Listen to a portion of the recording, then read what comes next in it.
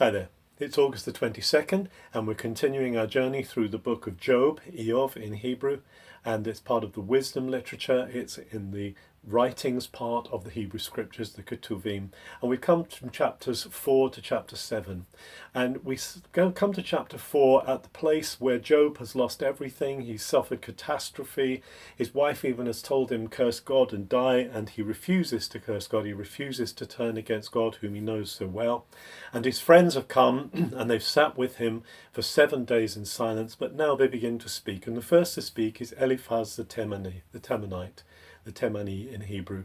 And Eliphaz, he expounds a classic picture of who God is, that actually if you have bad things happen to you, it's because you've displeased God, that God is righteous. And actually he begins by extolling Job's virtues. He says, yes, you've taught others, yes, you have brought much to people, but actually, Job, you must have done something wrong, because God doesn't pay back good people with bad things.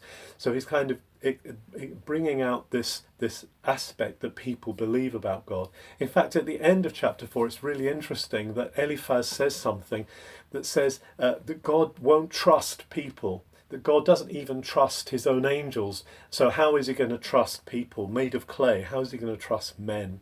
But of course, we know that this isn't true, because God has actually said at the beginning of this book to Satan, to the adversary, you can do what you like to Job, and I know that he won't let go of me. So there's a sense in which what Eliphaz is saying is not a true picture of who God is.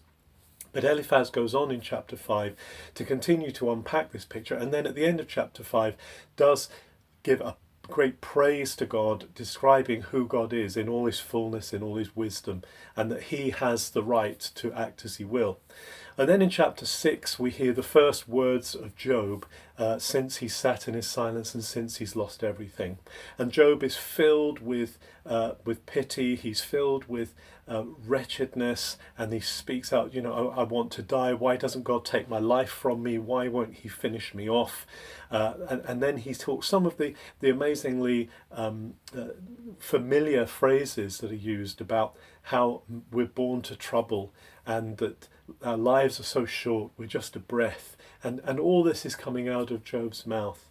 But he maintains, certainly in chapter 7, he maintains that this is not happening to him because he's done something terrible, he's done something evil.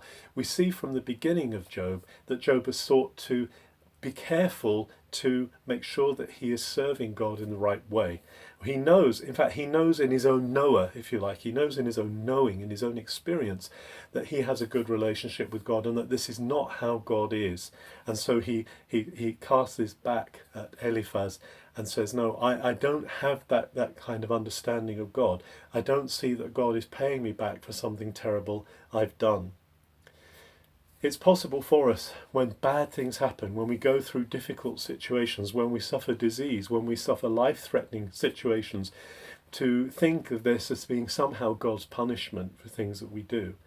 But this is where the book of Job is helpful. It tells us that this is not how God acts. God is God, and we can't fully understand who he is.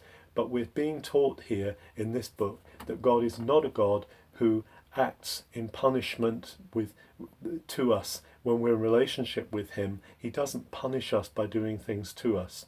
Rather, he walks through the difficult things with us, as we're seeing here in Job.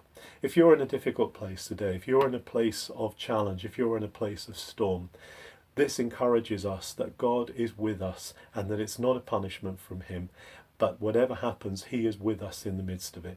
Have a very good August the 22nd.